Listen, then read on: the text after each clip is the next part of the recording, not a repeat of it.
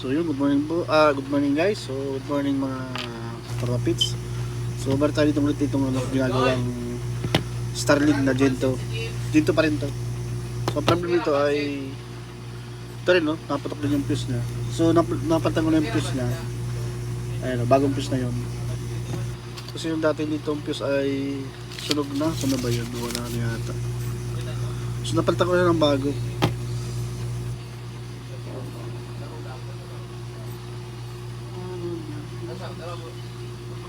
Kasi na ba yung ibang fuse natin?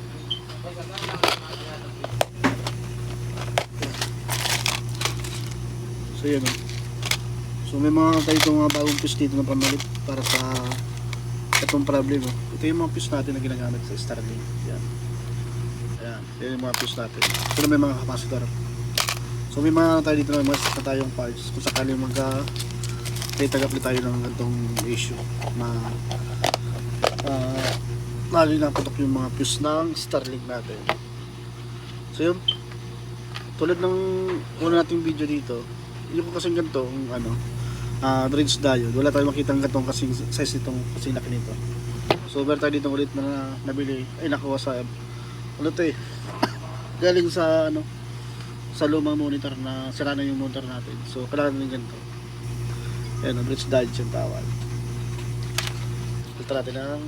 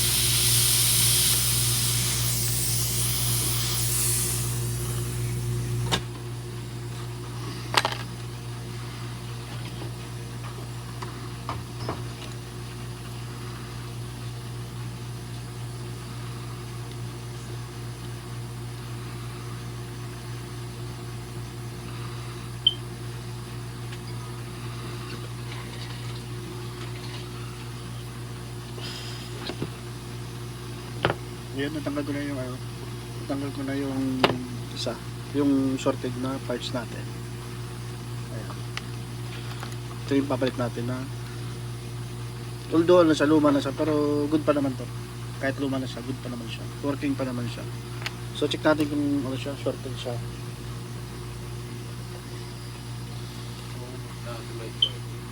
Kaya? Light. Dito, bukas naman natin. Bukas naman yung bawasan. Alin ko ya? Ito ka mo? Ay, di ko pa nabili yung may naka tawag niya, naka-add to cart na. Di ko pala na-order talaga. Ayan, check natin kung sure na hindi sa shorted yung papalit natin. Yun, good siya.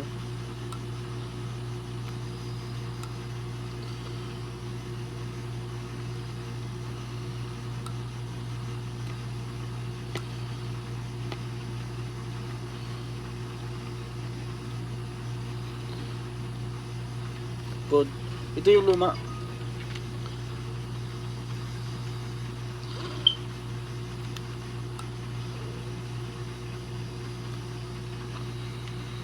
sa kabila. Yan o, sorted siya. So magawin natin dyan, kasi malaki yung ano natin, malaki yung ipapalit.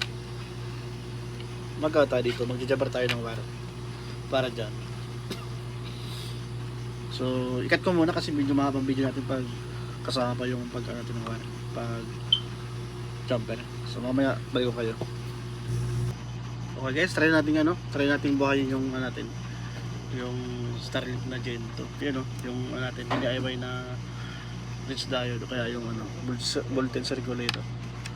So tsaka i-try ko nang i-open, isaksak kung mag-on na siya, kung may ilaw dito. Check natin. Saksak ko na. Ayun o, may power na siya. Ayun, kita ba? Ayun o, may power na siya. So success yung gawa natin. Pangalawang Starlink na Gen 2.